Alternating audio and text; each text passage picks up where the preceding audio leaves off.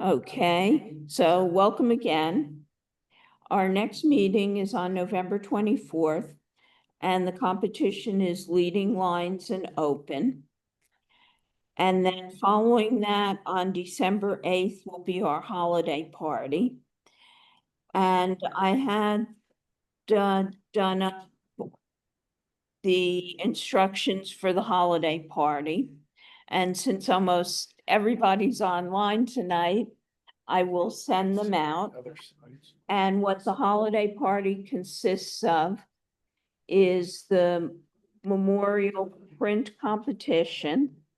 And on the flyer, there are instructions as to exactly what you should be doing to place your image on a mat or poster board and not framed, and the sizing of your image. And then what we do with this is everyone who is here at the holiday party gets to vote on, gets ticket and to vote on which of the images they think are the best. We put together a couple of photography gift baskets with fun items that augment your photography that people can bid on. And then we have a white elephant gift exchange.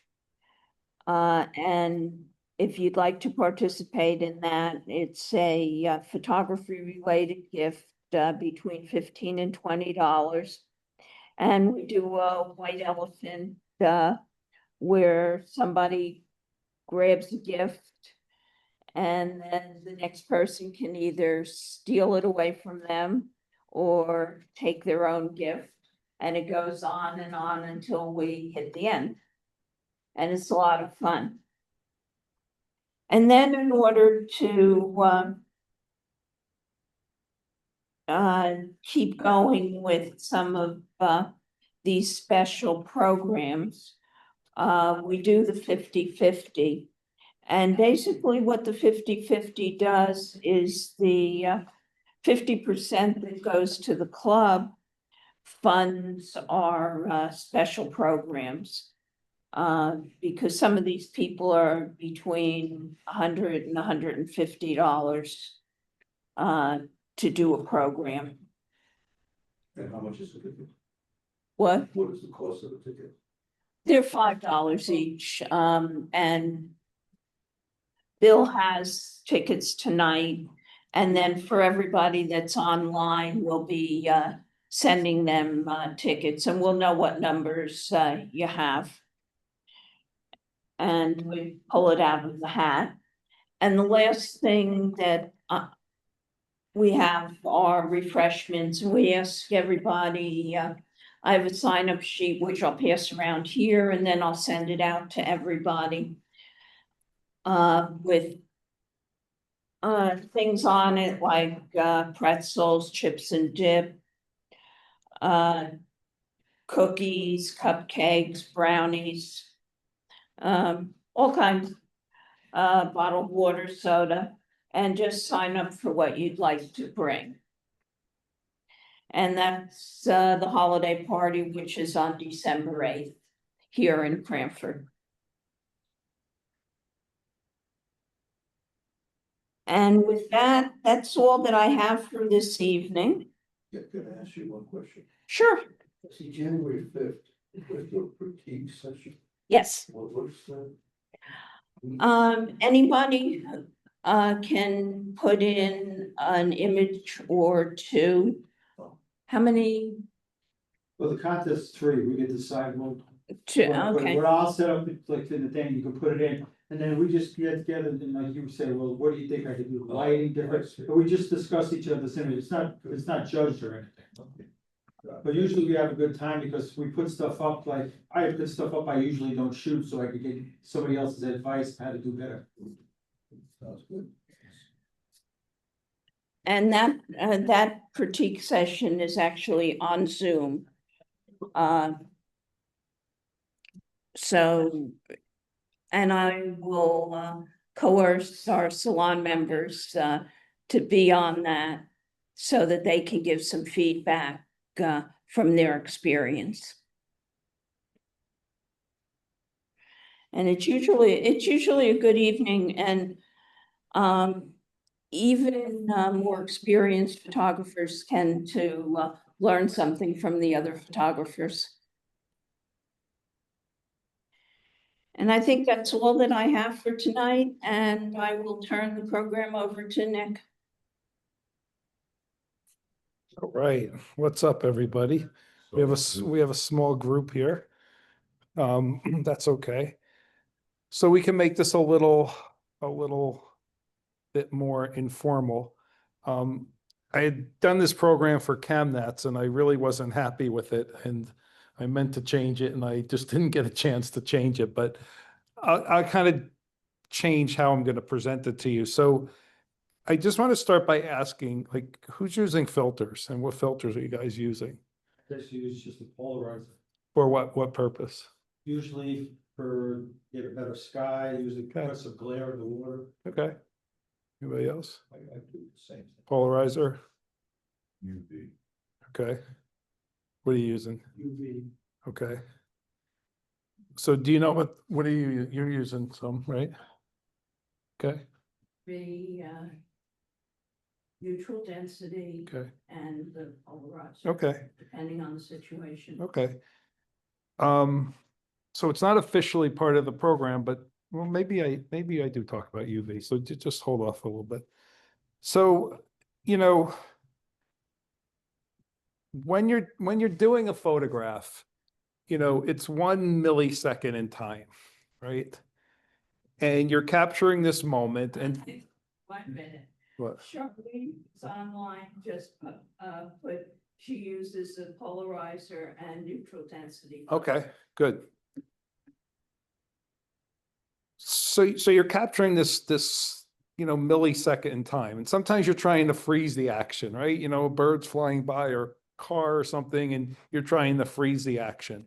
Or you're doing people and you're trying to freeze that one moment in time. You know, I've been doing some video lately. I've been working on my video skills because I figure 3/4 of the price of that camera is for video. So I might as well learn how to how to press that button.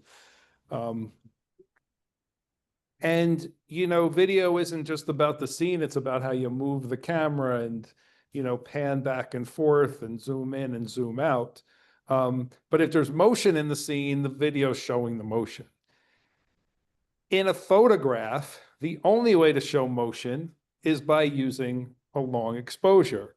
But as we know, the long exposure doesn't always work because it's going to overexpose or underexpose every, you know, other things in the picture. So that's where we start with this thing of filters. And we'll get more specific about that. So why do filters matter, especially in landscape? You can control the light and exposure. You know, when you're doing video and you have to be at a certain frame rate and everything else, like if I'm using the video on the drone, you pretty much have to use filters. Filters are critical. You don't have to use filters in photographs, but you could do some cool stuff with it. So, you know, the main things that filters we use for landscape photography, they control light and they control the exposure. Really, they allow you to make the exposure longer in most cases. Filters help to manage glare and reflection, and I'll show you some samples of that in a little bit. They enhance color and contrast in your picture. Like if you use a polarizer, like especially in the fall, if the leaves are wet, you put a polarizer, man, those leaves are going to just jump out at you. And they just let you achieve some creative and artistic effects in camera. You know, personally, I just love doing, you know, long exposures on water. I love doing long exposures on clouds. When clouds are coming at you and you do a long exposure, you have some really cool effects with the filters. Here's a picture of somewhere on the Oregon coast. you know, pointed the camera out to the sky, using a little bit of a longer exposure as the waves are coming in, crashing in at you. It shows motion. You know, it's not a video. You can't see the motion, but you get the feel of motion by using a filter and getting a long exposure on it. Now, I'll just mention in this picture here, you know, if you notice, the clouds don't appear to be moving, right? But the water appears to be moving. The problem is if the clouds are coming across the scene and you do a long exposure, it's just going to look like mush, right? But if you get that cloud effect, and I'll show you some in a little bit, when the clouds are coming at you. So an exposure like this is a little bit tricky because you want to be enough to get the water moving, but you don't want the clouds to move too much. So sometimes you got to play with that. And I'll show you more about that in a little bit.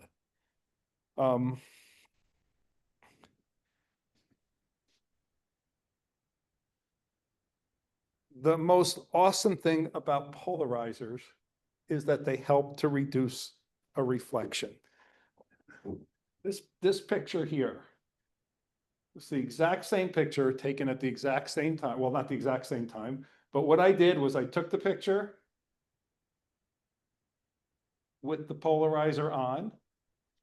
I turned the polarizer, took the picture again, so the polarizer was off, and I got the bottom picture, right? That picture is unacceptable. You know, that picture sucks because of all the glare and all the reflection. It's the same thing. It's the same exact picture, except all I did was turn the polarizer 90 degrees and look how it took those reflections out of there. Okay. So, you know, this is something that's very difficult to do in post-processing. Now you can probably do it with AI, but it's probably changing your picture a little bit. So, you know, we're still using these polarizer filters to get them right in camera. You could use polarizers to enhance color and enhance contrast. This is from up in the Adirondacks. It was raining, it was wet, man. And I apologize again, I hate these TV screens. This picture looks like crap up there. But the color just gets pulled out, and you're all welcome to come up here who are here and see it on the screen. On my screen, it looks a lot different.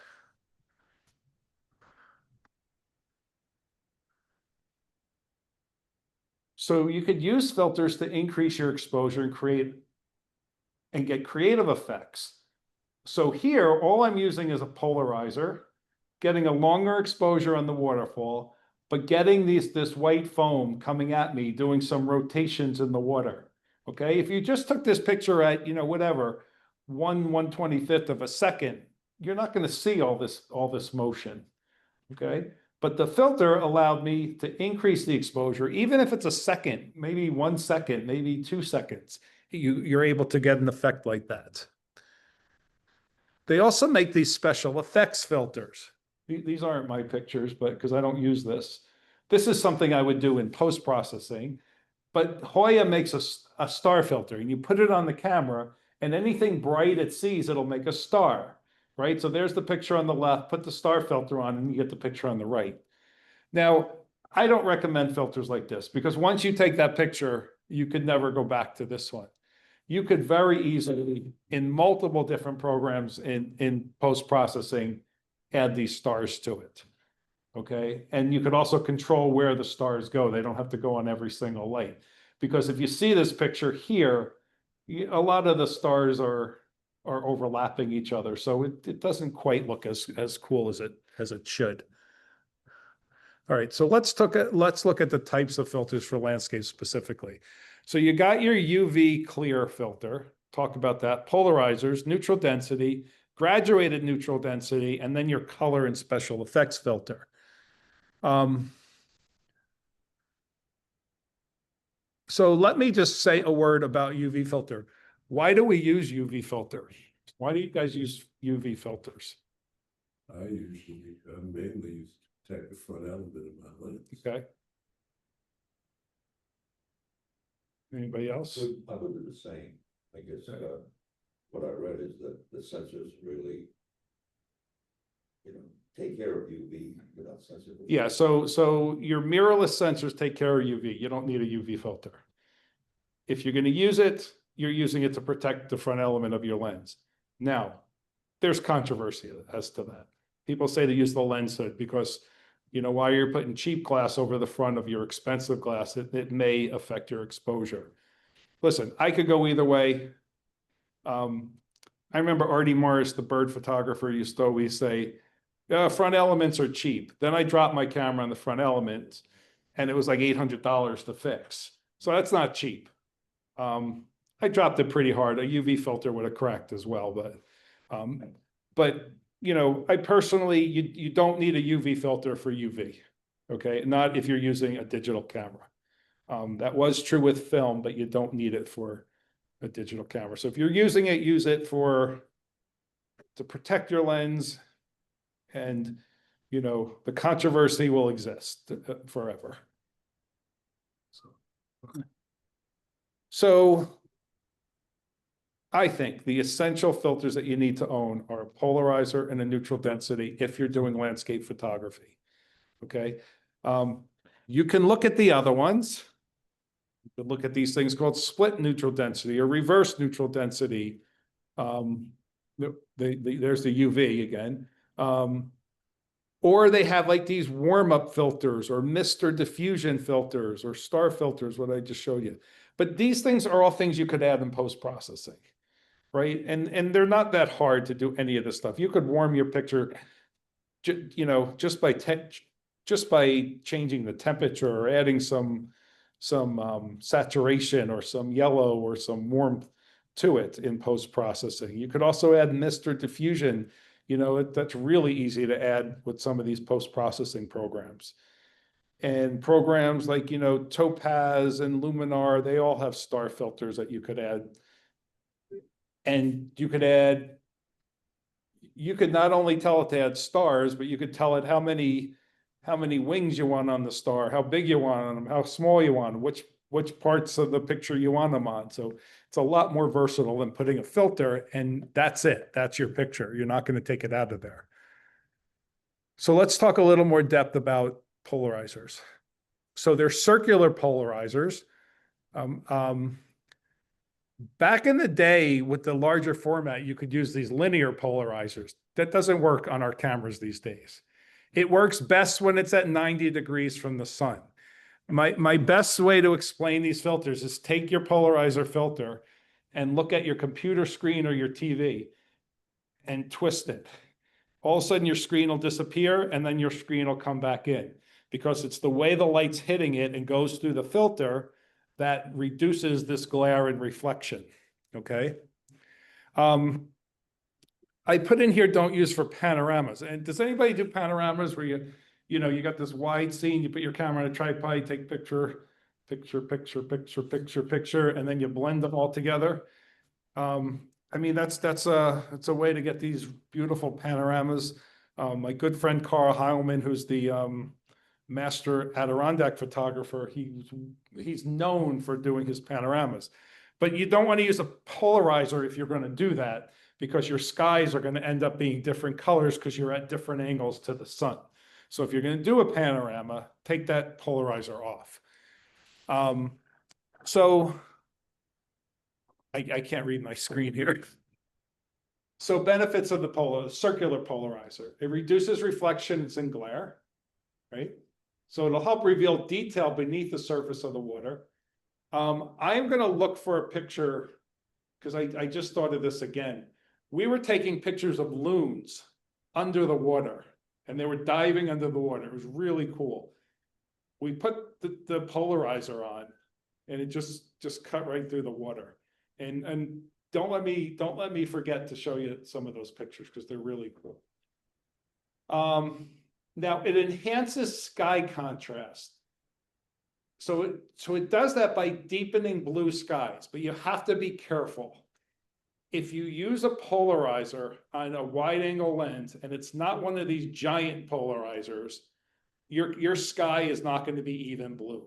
And it's going to be a problem, because it's going to be a problem in post-processing to even that sky. It is much easier it is much easier to darken your sky again in post-processing. If you want to blend them in post-processing, underexpose one so your sky is darker, that's better than using the polarizer for your sky because it usually comes out uneven. One of my friends, I remember, went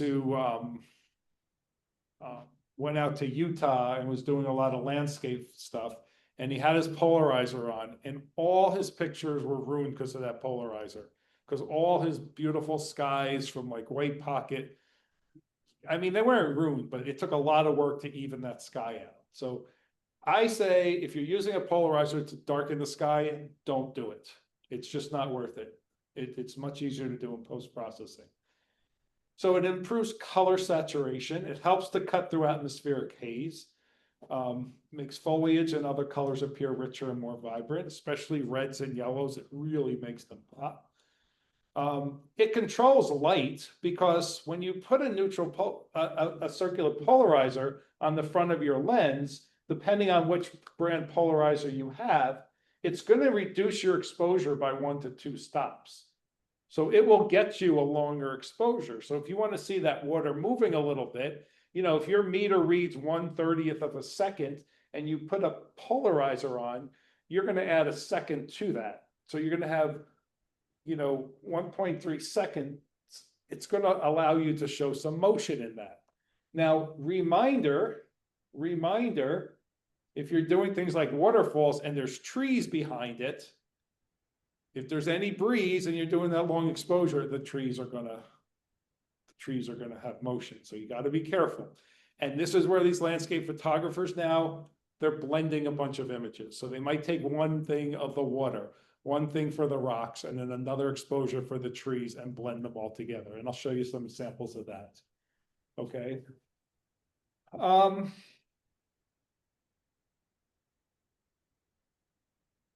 In some cases where you have uneven lighting, for uneven lighting, it's better to use a neutral density, but I'll talk about that later. But you know, you might want to reduce the reflections in the water. So you turn, you know, you look at the reflection in the water, you turn your filter until the reflection is gone, and that's actually going to allow more light in from the top. So that'll help to even out that exposure a little bit better. So lots of benefits still of the circular polarizer. If you're going to buy one filter, this is what you should get. Just want to say a couple other things. I see some people want to use it for portraits and things. It's going to put a color cast on your people. So if you're going to use it to get a longer exposure for some reason, you're going to have to take that color cast off in post-processing. The other thing is, well, actually, I have some risks here. I'm just looking at this. So risks are light loss, risks are uneven polarization. So that's what I was talking about with the sky. Light loss, it's going to make your exposure longer, so you have to watch that everything's going to be sharp. It may cause a color shift. You may get cast. So that's what I was actually just starting to say. You have to be careful because, you know, you could get a polarizer for $29 and you could get a polarizer for $500. And the difference is the optics in them. And the difference is that $500 one, you're not going to get a color cast. Now, nowadays, it's easy to take that color cast out in post-processing, but, you know, you got to be careful because sometimes it's frustrating. It's like, you know, you look at your picture and every picture is a color cast because you use the polarizer. You use the better ones, you're not going to get a color cast. It may, and I'll show you some examples of them. It may cause vignetting, which means that the corners of your picture are going to get darker, the edges. Okay. And the reason is your filter has to be bigger than the lens. So if your lens opening, you know, is 77 millimeters, your filter should be like 82 millimeters. If you're starting to use these really wide angle lenses that have giant openings in the front, you got to use those big giant polarizers, or you could use the ones that go behind the lens now. Okay. There's limited effectiveness at certain angles. So you really have to be 90 degrees to the sun. Right? So the sun's got to be sort of coming at you from the side. If you're going directly in the sun, it's not helping you. Okay? So you're not going to be able to you're not going to be able to change any of the light. Let me ask you, Yep. sorry for interrupting, It's all right. clarification. So your lens says it takes a 57 millimeter, whatever filter, Yeah. you're saying you actually should use For, a yeah. bigger Yeah. So than, let me clarify that. Probably over 24 millimeters, it doesn't matter. You know, if your thing is 56 millimeter, your filter could be 56. But once you start getting wider than 24 millimeters, your filter should be bigger than your lens. So you should get like I don't know, like 5 millimeters bigger. So you get a step up ring or a step down ring. So you could still screw it on there, right?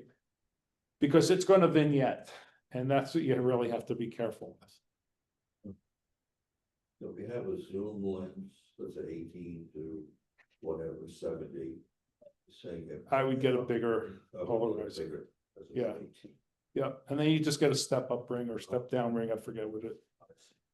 Okay, yeah, They're talking online, they're seeing what you're seeing on your computer, they're not just seeing the slide. I don't know what to tell you. I don't either. It's having to do with projecting it to the screen Okay. and doing it here, I think.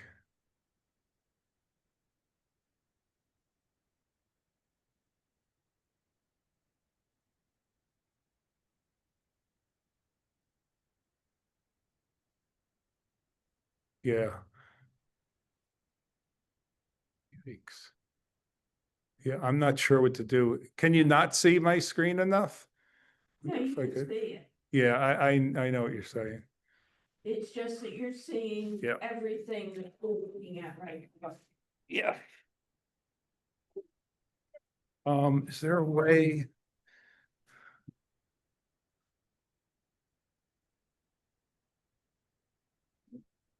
How about now?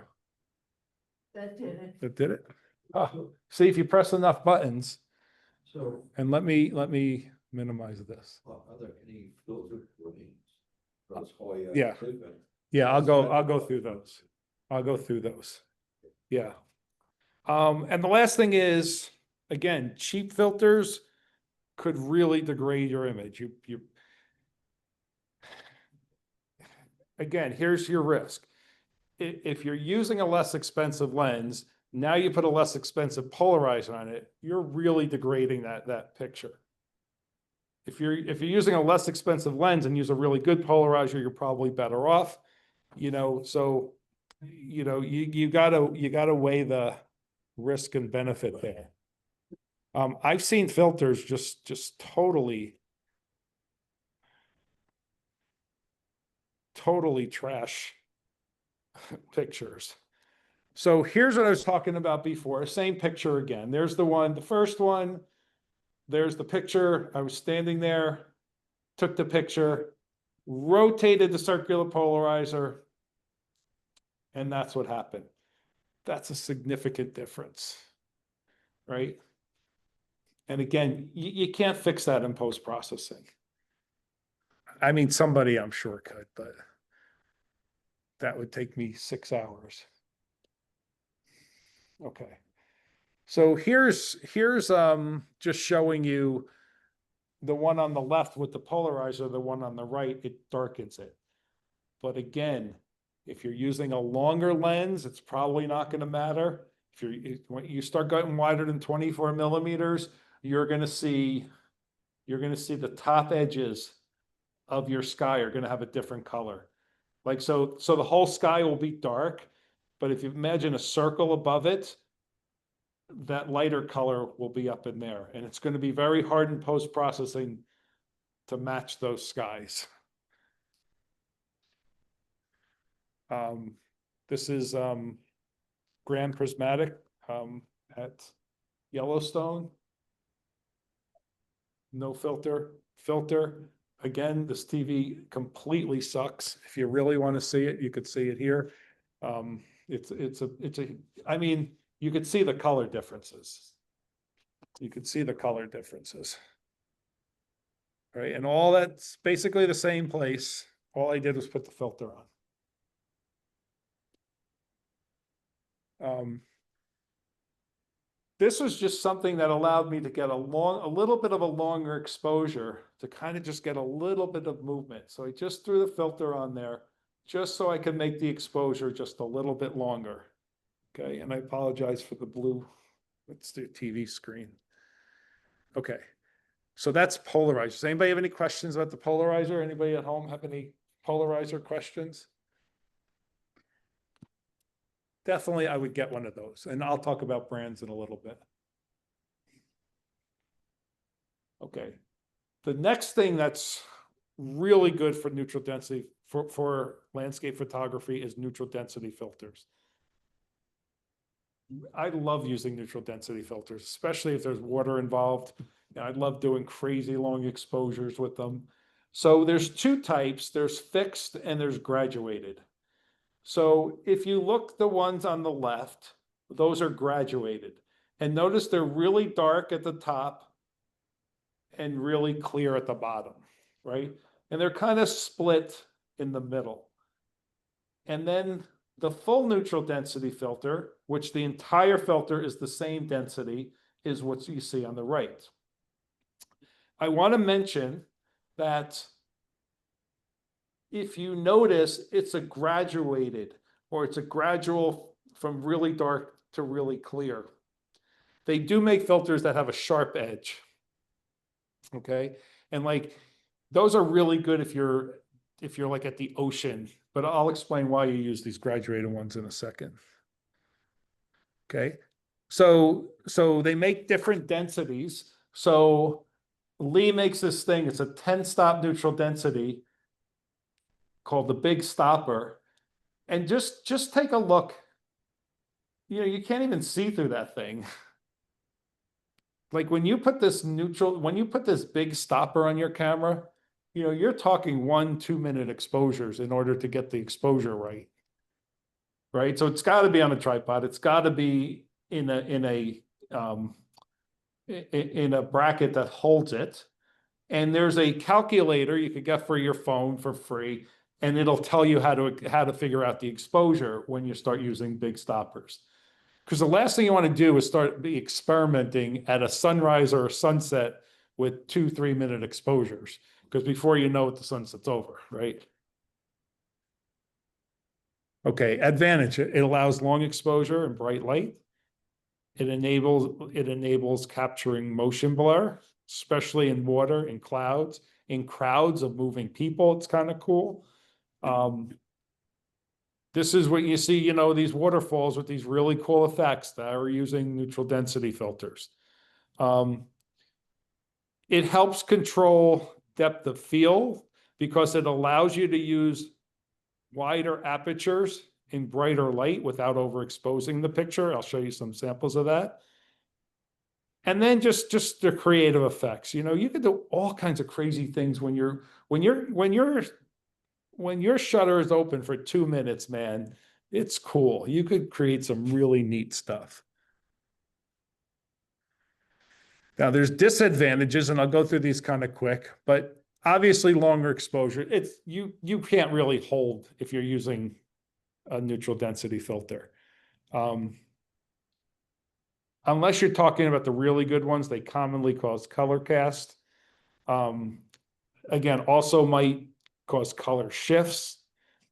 It's hard to focus and compose. So what you have to do, if you're using like the Big Stopper, a 10-stop, what you have to do is you have to make your composition, right? With the filter off. You got to make your composition. You got to set your exposure for that current light. And then what you do is you put in your phone. Let me just grab this. So it's called a long exposure So what you put in this thing is say, okay, I'm using a 4-stop neutral density filter. And when I did my normal exposure, so mind you, you're doing this like, at the edges of the day. So it's kind of dark out, it's kind of sunrise, right? So this thing says, if I'm using a 4-step filter, if my normal exposure, if the shutter speed was 25 seconds, in order to get an exposure with a 4-stop filter, my exposure has to be 6 minutes and 40 seconds. Right? So they're playing all around with things like that. If my exposure was going to be 3 seconds without the filter, I put a 4-stop filter, now I got a 48 seconds. So these calculators, they're free and they'll tell you what your exposure is. So you have to do that before you put everything on. You have to manually focus your composition. Now put your neutral density filter on, and then figure out the exposure.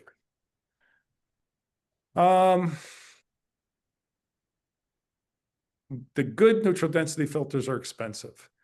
The other thing is it adds a lot of weight. And I just want to give you an idea of expense. You all know Ryan, right? Is he still in the club? Oh. All right, well, Ryan was in the club. We were up in Massachusetts shooting waterfalls. I had my filter pouch, and I had my big giant polarizer and neutral density filters. And I went to open it, the zipper got stuck. I went like this, the thing went flying right down into the 100-foot waterfall. It was gone. It was $1,000 worth of filters. Goodbye. Luckily I had insurance, but they are expensive. So you gotta be a little bit careful with them. Okay. So, here's a filter.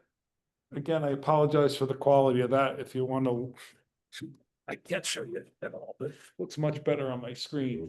But look, you're in bright snow.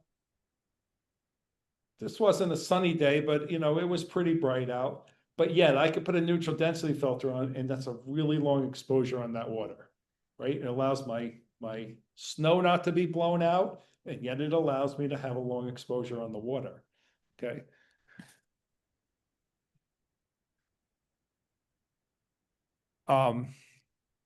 It allows long exposures on the clouds. Now, do I have this picture again? Okay, long exposure on clouds. This is Glacier National Park. This is really a funny picture because myself and Dave DesRochers, who also used to be in this club, was the president of the club for a while. We were standing there, and it was cool because the clouds were coming right at us. So we're doing all these long exposures. But every time we pressed the shutter, a car would go by because that's the road there. And we were getting mad. We're like, oh God, how many times are we going to sit here and do this? Because this was like a 2-minute exposure, right? So finally we got a couple pictures without the car.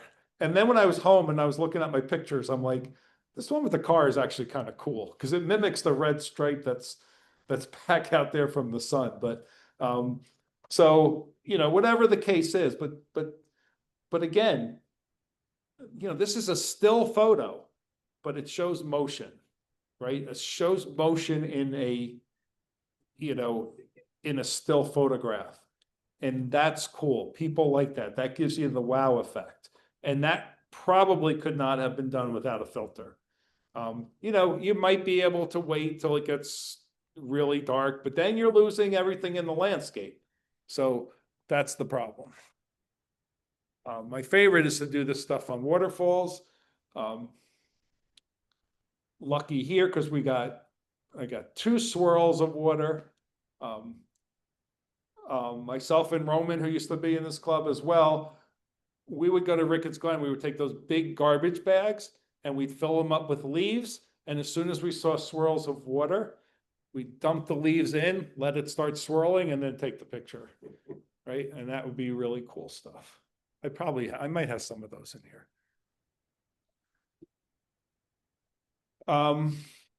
Again, this is Ricketts Glen. Now, believe it or not, and I don't know, I've taken this picture several times in a bunch of different seasons. Sometimes there's multi-levels on this waterfall. And sometimes, maybe this one, I'm not sure with this one. Sometimes this is a combination of like 3 or 4 different images in order, because some of the water is pushing a lot harder and faster than the other water. So in order to make them look the same, you might have to use different shutter speeds. So you might have to use different filters on it, right? So maybe I'm using a 4-stop neutral density filter on one, a polarizer on another, and none on another one, so that all that water looks exactly the same, right? Especially at this area here, where the water is coming down at a bunch of different speeds, because then it doesn't look right. I mean, it looks okay, but I like it more like this. The other thing, and I can almost guarantee you on this one, you got to make sure you get a fast exposure so the leaves are not, don't show too much motion. And again, if you guys want to see this on my computer screen, just come over and look at it, because it's a much better photograph. Watkins Glen in New York. This fall was fun because, again, I tried it at a bunch of different shutter speeds.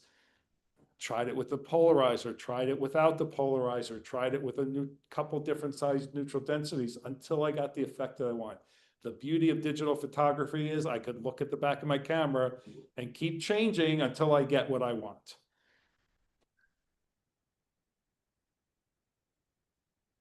Taylor Pond in the Adirondacks. This is like a 1-minute exposure. I was lucky because it was just, there was no wind at all, but the water was moving. So in order to get kind of a glassy effect on it, I kind of did the longer exposure. The longer exposure in images like this also brings out reflections, because when we were looking at this, the water was moving, right? And the water was moving in waves. You couldn't see a reflection there. Just by putting a neutral density filter on there and getting a longer exposure, it allows for a little bit of reflection in there so you could see the colors in the water. One of the beaches in Olympic National Park. So these clouds were moving really slow. And this is just one shot. I'm looking at this picture now, and I know a trick in processing I could have fit. Well, actually, it's okay on this one. But anyway, so the long exposure, so this is just one exposure. In order to get that crowd thing, now mind you, you got the bright sun coming right at you. So this may have been stacked filters. This might have been like a 10-stop and maybe a 2-stop, right? But it was such a long exposure on the water just, the water kind of looks still. But that, believe me, that's the ocean. That water's coming at you, right? But a long exposure is going to blank that out.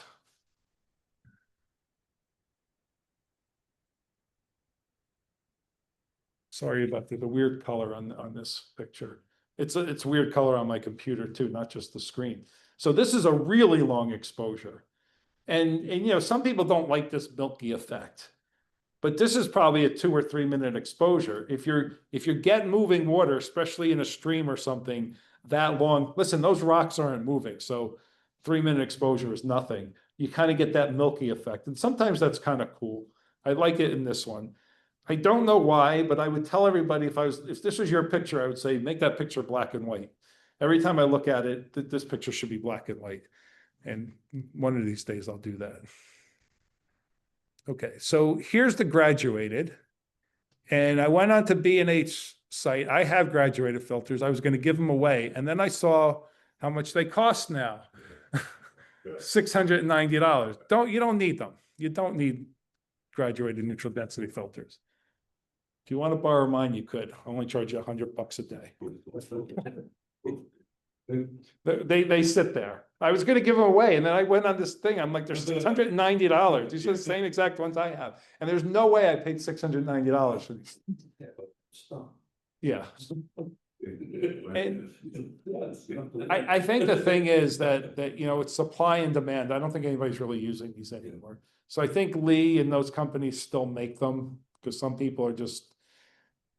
So again, the reason for this, if you think about it, is it's a transition between bright and dark areas. So let's say I'm doing a waterfall and I got a bright sky, like that picture I had of the ocean. If I use the neutral density filter and blocked out the sunrise for a little bit, but it'll allow me a longer exposure on the water, it'll allow for you to get the shot in one exposure. Nowadays, we just image blend. It's so easy to image blend these pictures in post-processing. Whether you use HDR or just, blend them with masks and stuff, it's just so much easier and the picture so much better. Because every time you put glass in front of your lens, you're gonna lose some image quality, right? So again, they make hard edges and soft edges. If you're at an ocean and you got the horizon that's perfectly flat, you could use a hard edge, right? And put it right on the thing. The sky, you get a long exposure. The water, you get a less of exposure, and you have a perfect exposure. It's perfect for sunrise, sunset. But again, is it worth $690? Hell no. So, this is Rhode Island. Geez, I was just there. I forgot the name of the slide. So I had done this picture. Again, I hate the screen. I asked for another room. Why are you showing this? This is Mars Photo Club. When you go to their club, they use these screen for. What they do is they make the judge look at the screen, and then they have this screen up there for the pictures, and you can't explain anything because the pictures look so different. And again, the picture's way different on there. Anyway, so when I was taking this picture, I'm like, this is perfect to show that I could use a neutral density filter and not hold it straight. So with this picture, all I did was took the neutral density filter and tilted it. Right, so it allowed for me to get an exposure on the rocks. It's getting dark here right now. The light's on, it's dark, but I still want to get that sky. So all I did was held it tilted right along the edge, and you could do it. Again, I just did that for experiment. The real picture would be just blended images. Bryce Canyon, again, getting a longer exposure at, I'm not sure, I think it's sunrise. I think going this direction, it's sunrise. The light coming that way, I forget.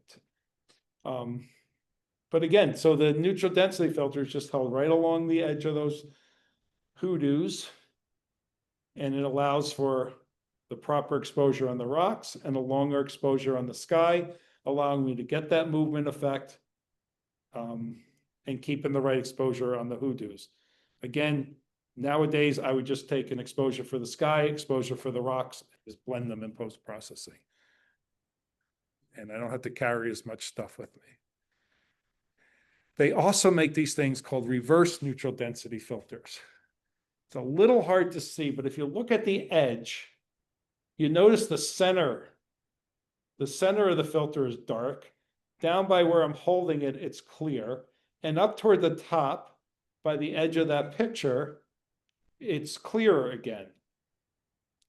They made these specifically for sunrises. Because, if you go to the beach, you watch the sunrise, the sun comes up in the middle of the picture. So it's more density there in the middle of the picture, less density up in the sky, less density by the water, okay? And again, I have one of these. I've used it about 5 times. It's easier to take different exposures and blend it in post-processing. There's a picture with reverse neutral density filter. Okay, this is Connery Pond in the Adirondacks, one of my favorite places. Probably one of my favorite places in the world. I've been there so many times. My friend told me I should write a book on photographing Connery Pond. But this is where I really learned about filters, because I was really, we had a house up there and I used to just go here to Connery Pond every morning because it was different every single morning. And I would just play with different exposures. I was just there about a month ago. And same thing, I just grabbed my filters and I'm just playing with different kinds of exposures. Okay, but here in this one, I was using a reverse neutral density. Right, so it was back. So you're talking a couple of years back, because this is using the 5D Mark III. I've only had like 6 cameras since that one, but so using a 20mm lens, ISO 200, f16 for depth of field, and quarter of a second. Yeah, maybe that's about a quarter of a second exposure, right? But the reverse neutral density filter allowed that middle not to get blown out. And it does look bright on there. It's not bright on my screen. Then they make this thing called a variable neutral density filter. This is kind of cool, except they're really expensive. And I think the biggest one they make is like 82mm. But what happens here, as you turn it, the density increases. So it might start at 2-stop neutral density, and you keep turning it. And I think the top number is like an 8-stop neutral density. It's a great idea. The problem is they don't make really big ones. So if you're using a really wide angle lens, you know, this is not really going to work for you. And sometimes you get a little bit of a color cast, even with the best of them. Oh yeah, I do. See, I do have the UV thing in here. Originally designed to block ultraviolet light, UV light can cause haze or bluish cast in film photography, especially over high altitudes. Digital sensors correct for the UV light. If you go to Unique Photo, where they try to sell you everything, and they tell you need a UV light to get the UV radiation out, they're lying to you if you're using a mirrorless camera. Most people use it for lens protection. And again, it's controversial. Personally, I think if you use it, no big deal.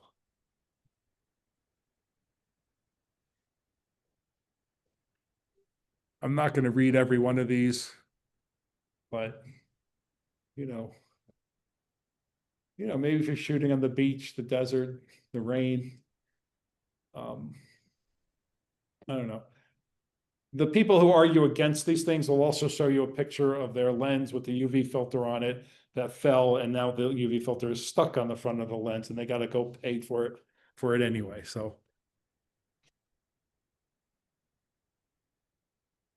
I mean, I don't keep my lenses long enough that they're going to get scratched or anything, because I get the new ones as soon as they come out. So there's the About just using a lens hood. I say use a lens hood. That's what I do. I put a lens hood on it.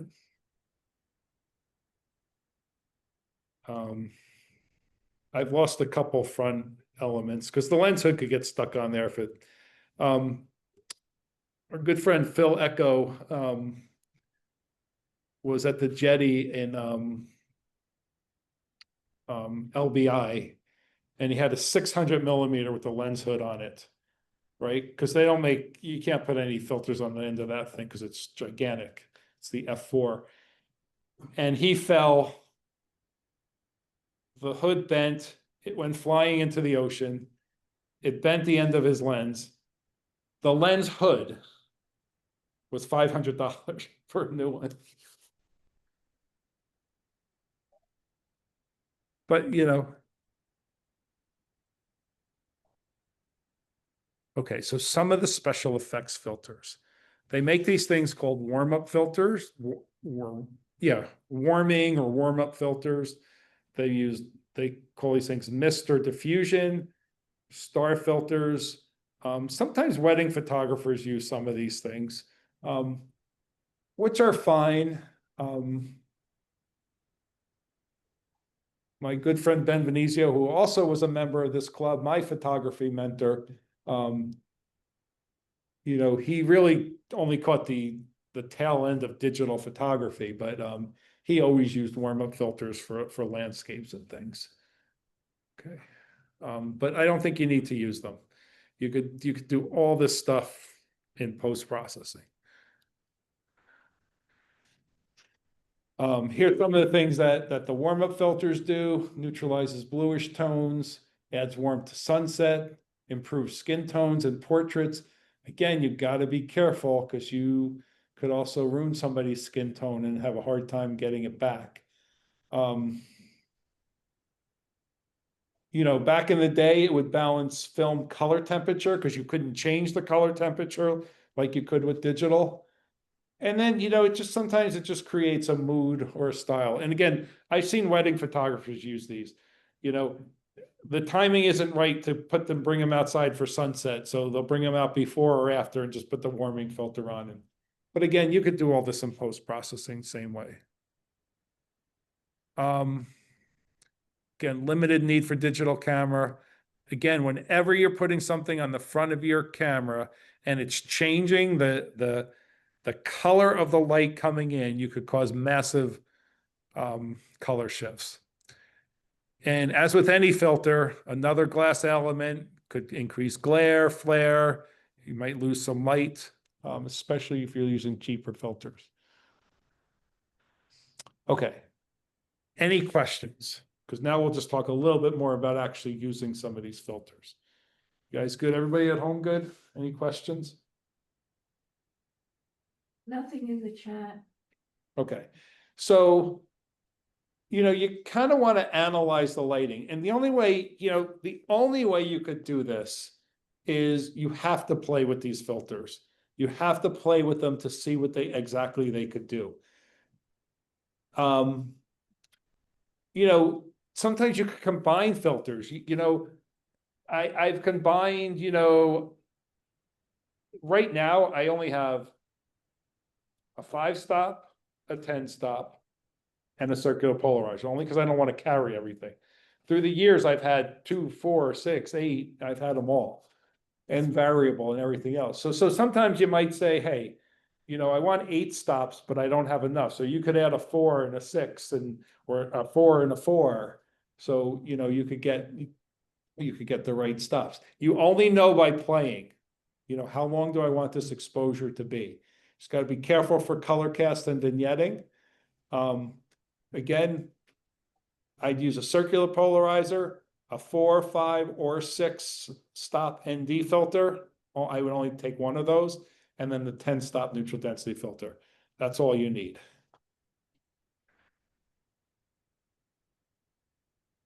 They have different types of systems. So the most common ones are screw-ons. Okay, they make the square or rectangular that go in the bracket thing. Okay. You really only have to buy one, but buy the biggest one possible. And then use step-up rings, and so they'll fit on all your lenses. My favorite, which I now use, are the magnetic mount, the Polar Pro filters. They're really cool because you just put them on, it's a magnet. As soon as it grabs it, you just twist it a little bit and it's locked on. It's fine. Yeah, it's the way to go. Again, I can't even tell you how much money I've lost in filters. I'm out there trying to screw it on, you know, I'm over a waterfall and all of a sudden, plop. You know, I've lost probably a dozen, and I'm not exaggerating. The magnetic ones are great because you just hold it there, it magnets, you feel it, suck it in, twist it a little bit, and it's there. And Polar Pro makes great filters. I'm just a customer, they don't pay me, but you know, I've used every filter on the market, and I think Polar Pros are the best. And then, you know, you could always, if you're not sure what kind, you could always get a variable. But again, so like you notice this one he has in his hand, that's a 2 to 5 stop, 82 millimeters, right? So, you know, the more you turn it, the darker it's going to be. Again, you got to be careful. You don't want a vignette. If you're using a 15 millimeter lens, it's not going to work. You're going to get a major vignette.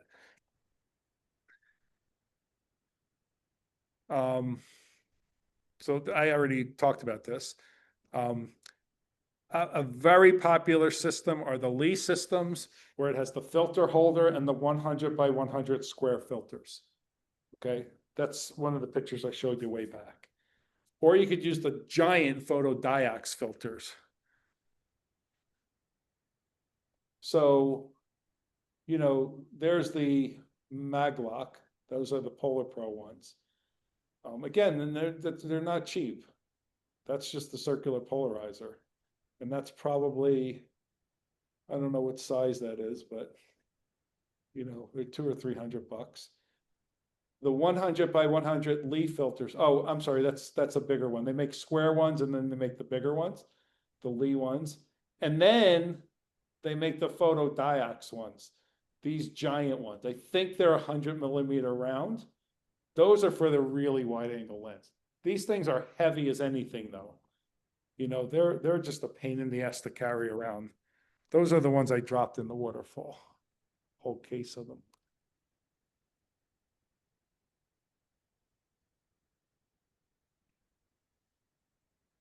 Anybody use Olympus?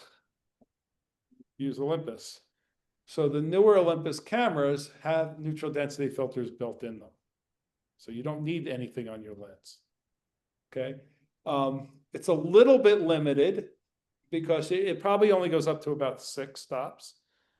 But still, you don't have to carry a filter. That's cool. You don't have to put any glass. You don't have to be screwing anything on. So I'm going to guess that this is the future of filters. With that said, though, every day I see a new filter company pop up. So it's like, they must know something I don't know. I do know that for video, you have to use these filters. You can't be, it's very hard to post-process all these video frames. I mean, you can do it, but it's very hard to do that.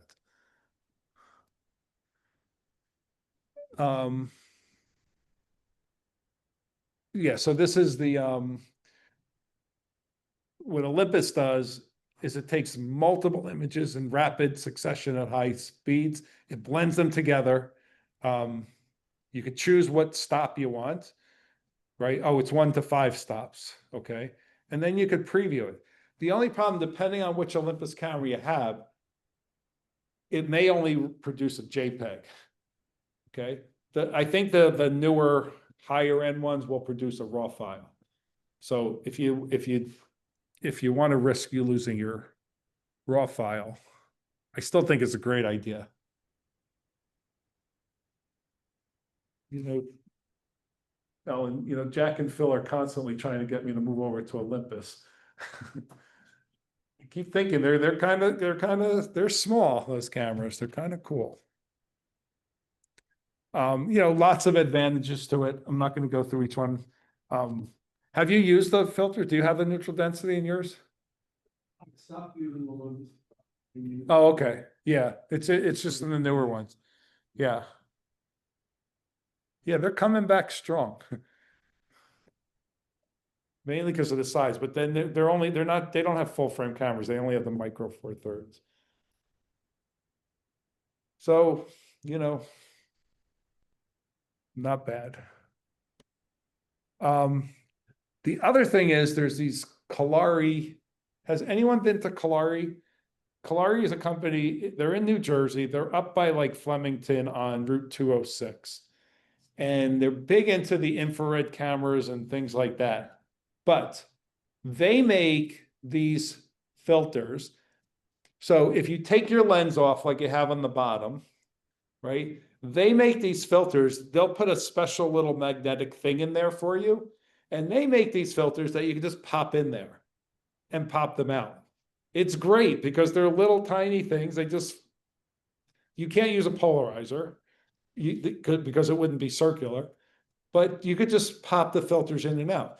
Disadvantage is you got to take your lens off to change this. So, you know, if you're standing in the ocean and you want to change it, probably not a good thing to do, but kind of cool. And they're not that expensive. $129 is not a bad price. You know, lots of limitations, but that's it. All right. So a couple things in the field. Make sure you clean your filters because a fingerprint on the filter could be a problem. Be careful screwing them on and screwing them off. That's when you drop them. When you're going like this, if you're sitting in your house screwing them on, you put them on perfectly. You're out in the field and you're doing this kind of thing, it could be a problem. And then use the long exposure apps to determine your exposure. Oh, they make these, here's another thing, just like the one I showed you on my phone, right? So they make charts, tell you the exposure, right? So if you meter and it says 1/30th, or if it says 1/8 of a second, you can't see the left side, but it'll tell you what ND filter you're using and how long your shutter speed should be with the filter. Right? Because your camera won't read the filter because it won't read the exposure because it's too dark. Oh, here's the long exposure calculator. Okay. Your own experience will determine what shutter speed you'll want to use. Usually, like if you're doing like a waterfall or clouds, usually start somewhere reasonable, like maybe a quarter second. What I do is, like, let's say for the waterfalls, I'll typically start at about a quarter of a second, a fifth of a second, and I'll bracket 5 shots around that. Then I'll look at the pictures and I'll find the one, let's say it's 1/6 of a second that I really like the flow of water. Then what I'll do is I'll change the exposure so that 1/6 is in the middle and bracket around that, and I'll usually get what I want. So I like to go 6 speeds slower and 6 speeds longer to cover all the bases. All right. And again, if you're using a darker filter, you might need to meter before putting it on. And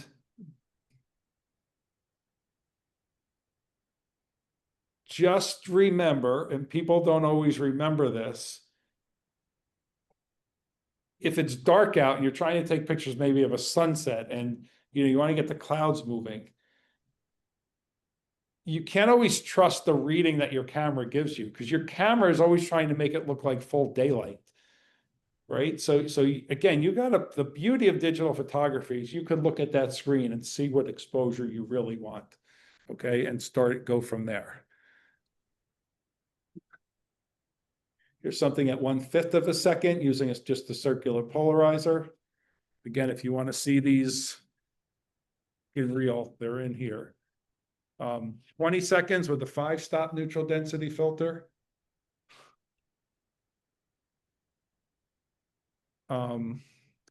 Advantages, whether you use a filter or do it in post-processing. The optical filters, great for reducing glare. It's tough to do it in post-processing. You could say the long exposure is impossible in post-processing, but you could take 100 photos and then blend them together and get that effect. Again, I know Ellen knows, the Lakoses. One day I was with Pete Lakos and he says, I read a thing that says if you take 1,000 shots of a waterfall without a filter, you could blend them together and get that cool effect. So we were doing that and it worked, but it's ridiculous. It's 1,000 pictures you got to blend together. And the computer just has a heart attack, trying to do that. We had to convert them to JPEG and smaller files, and then we're trying to play with them. It's just easier to put a filter on there and take that picture. So it's not impossible, but the causing a color cast or a tonal shift, that's much better in post-processing. Better filter, it's just gonna be subtle. You usually don't have to do anything. There's a question from Oh, online. okay. Do you need a polarizing filter with the neutral density filter? So that's a good question. So Lee makes a system, and with that system, you can put the polarizer, and then you could put the neutral densities beyond that. So if you want to knock out the glare, you have the polarizer on there, and then for the longer exposure, you put the neutral density. Personally, I had that thing. I just don't see the purpose of it. When you're doing these longer exposure, usually the glare will go away by the longer exposure. Okay, it depends what you're shooting. If it's really a bad glare, yes, you need the polarizer. But I don't usually use it. And no, you could just use you could use either or alone. What else? What was the picture that I said I wanted to show you? The what? Oh, the loons. All right, let me just see here.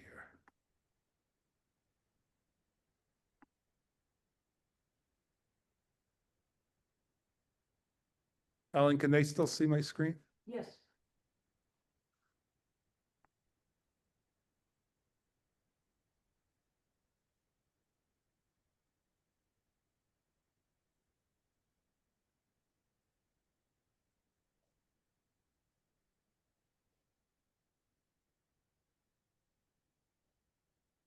Where's my loons?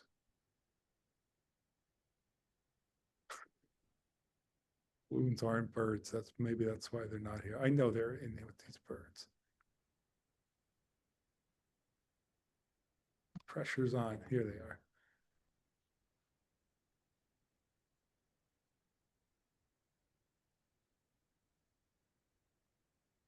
Check these pictures out. I'll start with this one because he's still above the water. He's going under the water. There he is, completely under the water. Completely under the water. Those were really cool. It's just with the polarizer. Yeah, that's just with the polarizer. So you can just see down in that water. It just cleared. It's very hard to see without the polarizer. Polarizer took all the reflections out. And we have a whole bunch of these. And like, you notice how it almost appears the head, there's like a disconnect. There's some with the legs that almost looks like they're disconnected. It's really cool. Again, you're getting a little artsy here, but we spent a week shooting loons and, could only get so many of the babies on mom's back, feeding the babies. What else we got? All right, what else we got? What other questions? Anybody have any questions just about landscape photography in general? Basically, the effectiveness of the polarizer is there on, you got prominent sun. I mean, you just got an overcast day. Yeah. There's Yeah, you don't need not it. much better. You don't need it. That's The other option is to go out on a really overcast day, early in the morning, and you don't need any filters. That'll save you money, but you got to get up early. The problem is the light changes quick, you know? So if you're a big, Yeah. may not have much benefit from a polarizer. So it depends what you're shooting, right? Like you're talking if you're doing waterfalls. I mean, midday, you shouldn't be shooting waterfalls at midday because you're going to get just specular highlights all over it, even with filters. But like if it's a cloudy, bright day, you might have some reflections in the water that you want to get rid of. So the polarizer would usually work for that. Let's see. Let's just see here since I have this out. Where are we here?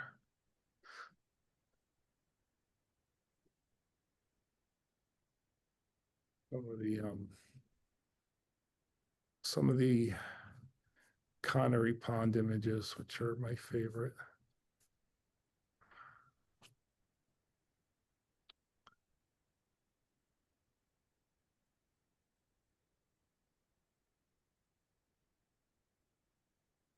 Here's some of that's not Connery Pond, but again, now you got the long exposure on the water and the clouds. Just the water. Just the water. Hold on. Let me find some more of these. Have you done? Zoom done before that? They can show one of the beach and a lot of waves. Yeah. coming in. Yeah. Those are from Olympic Yeah, National Park. Hold on. I don't know. I'm just trying to find where my Connery Pond images are. Thought they were in here somewhere. It's probably not a filter. so do you lose the? Character of the wave? So you saw the one.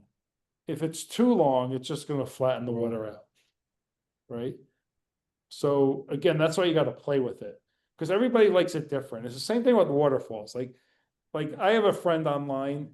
He hates those long exposure effects on the waterfall. He's like, why don't you just shoot it at a fast shutter speed and freeze the water? Right? I don't like the way they look that way. You know, but it depends on what you like. Right? And it also depends on the scene.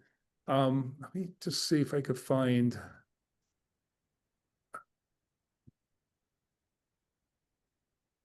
Olympic, where's Olympic? So I'm trying to find some ones from, so. See, that's a faster exposure. It's a little bit of a longer exposure. That's a much longer exposure. That's a really long exposure. Right? That's how come that water looks like that. That's an ocean. That's coming at you really fast. Same thing here. In a sense, you're giving up sort of the dynamics of the wave. Yeah. Smoothing this out. Yeah. Three D almost, Yeah. feel to it. Yeah, it all depends on what you want. Yeah.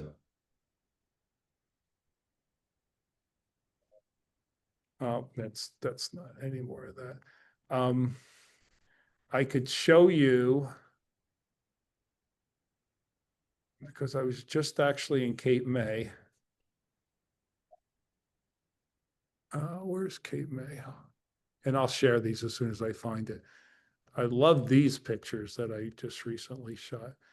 So here, these are not long exposures. Yeah. Right, so that really shows the way. I'm not sharing it. Where am I? Zoom, share.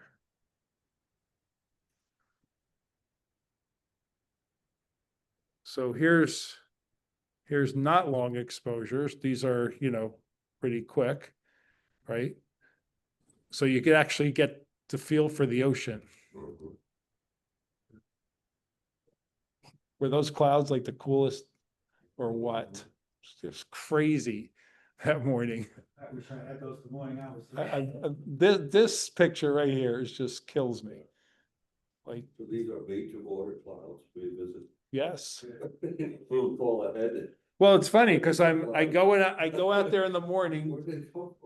This was a trip with my wife, and I don't usually take my camera, but she likes to sleep later, so I take my camera and just go out early. So I'm going out there and I'm like, oh, this sunrise is gonna suck.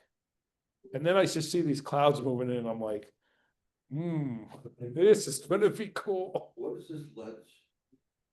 For this, What's what? what kind of lens?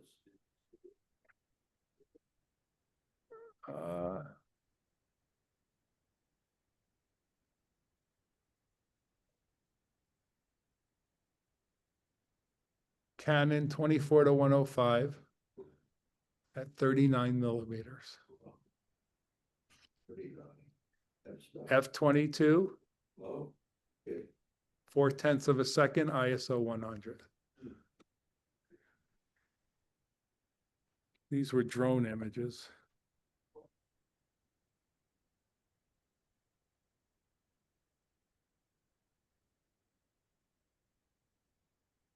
All right, what else? Anybody at home got anything? No, I sent everybody a message and nobody had any questions. Okay. You Go got ahead. anything?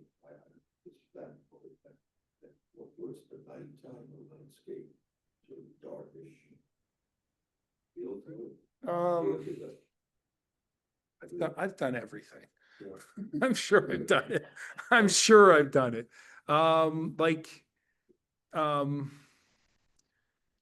Like you're talking about like stars and things? Looking at trees or later. Probably. Wait, what happened?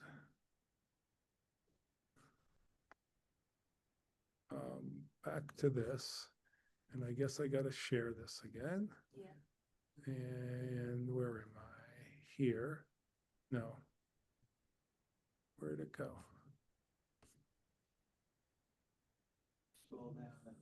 Oh, there it is. Thank you. I can show you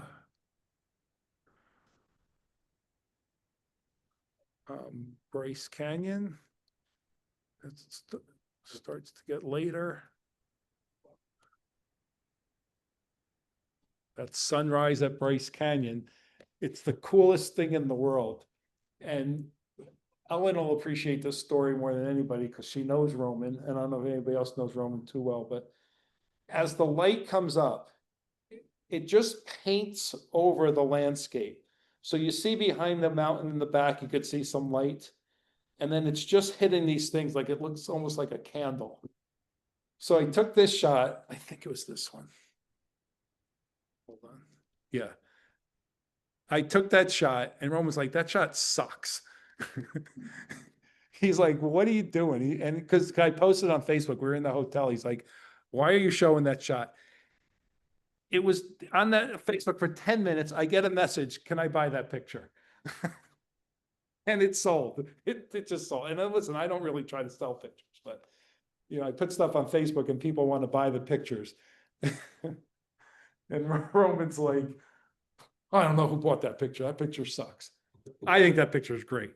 I love that picture. It was dark as anything. I just waited till it came up and just boom, So you know. when Yeah. I grow up, I want to be as good as you. Me too. I want to see some more of the night stuff or the dark stuff. I know I got more pictures of Bryce than this because I thought a lot of the night ones were there. Oh, here's another one.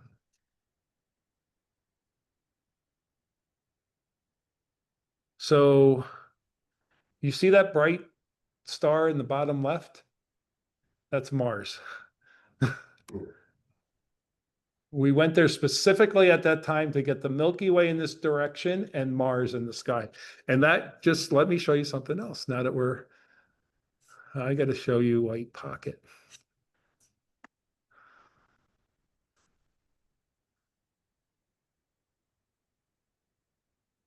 That's White Pocket at night. Hold on.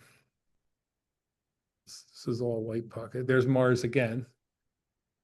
I always tell people, if you're going to put this in a photo contest, take Mars out because the judge is going to say it's distracting, right?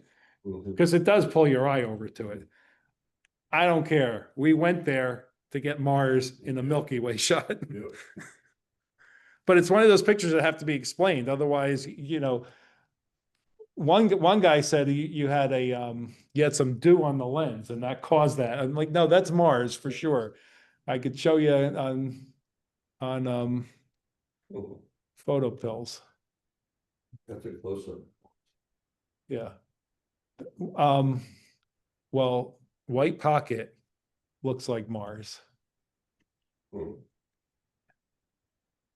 It's a 40-mile off-road trek back here. So there's a long exposure with this with the clouds. It's easy to do long exposures here because the rock doesn't move. So and I apologize. These pictures look like crap on that screen. They look 1,000 times better on here. This is a reflection. That's a puddle that's about 2 feet by 3 feet. If you use a wide angle lens and put your lens like right down on the ground next to it, it makes it look like a river, a lake. It's a 1 hour, one exposure. And the white, where you see all the white density in there, that's actually the Milky Way during the 1 hour exposure.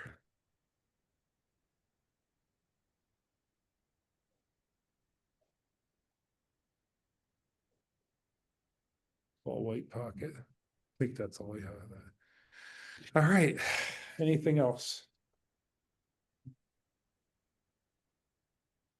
If that's it. Anyone online have any questions? Thank you, everybody. I hope that was a little bit helpful.